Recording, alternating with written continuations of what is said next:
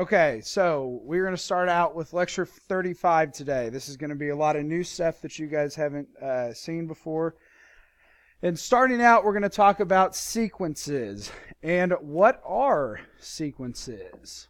Well, if we think back to lesson 32, I believe it was, in Algebra 2, I gave you guys these three pictures, and we were going over different types of functions. This example here was called a continuous. That's not how you spell that. Function. We had a discontinuous function. And then we had this one over here on the right.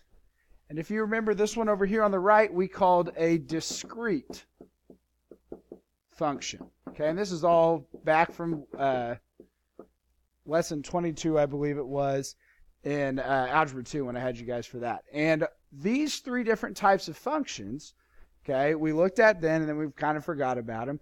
Well, a sequence is a type of discrete function. Okay, so if we remember, our discrete functions were a bunch of points. Okay, that's kind of, or a lot of dots is how we describe that. So when we're dealing with sequences, we're not going to be dealing with intervals. We're going to be dealing with specific points. Okay?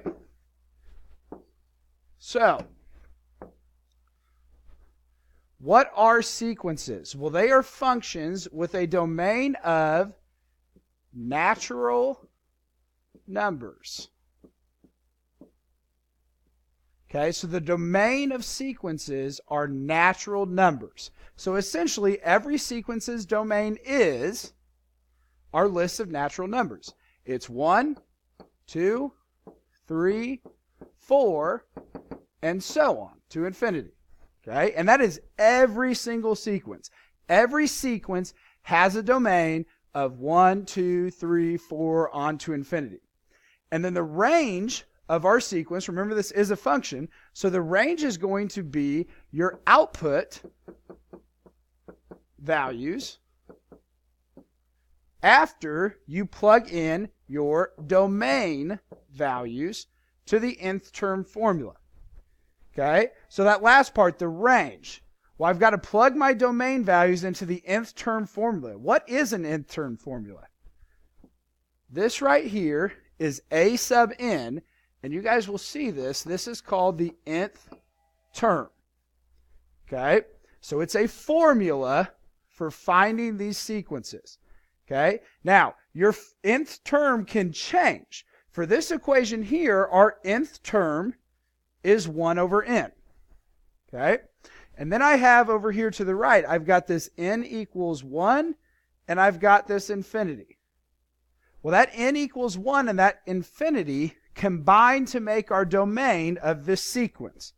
I am going to start at 1, and I am going to finish at infinity. So, we started from the bottom, and now we're here. Okay, next slide then. Gotta erase all this. Oops.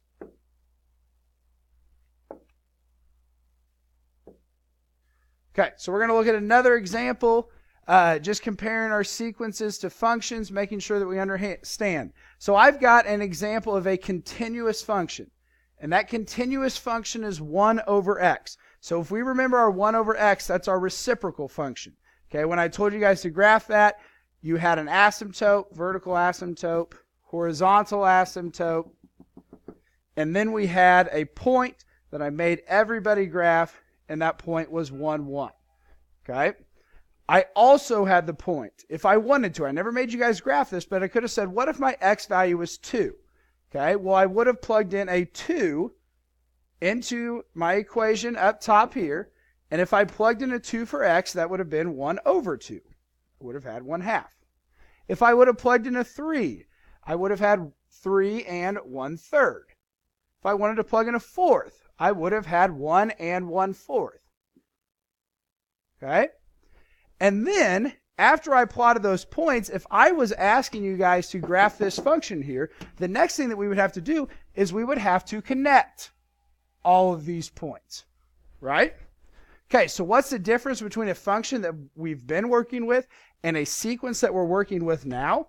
Well, I'm still going to find the points the same way. I'm going to start out by plugging in a 1. So I've got the point 1, 1 on this graph.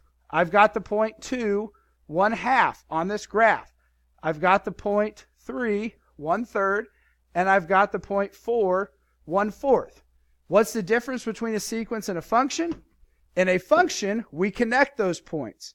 In a sequence, we do not. It's just a discrete function.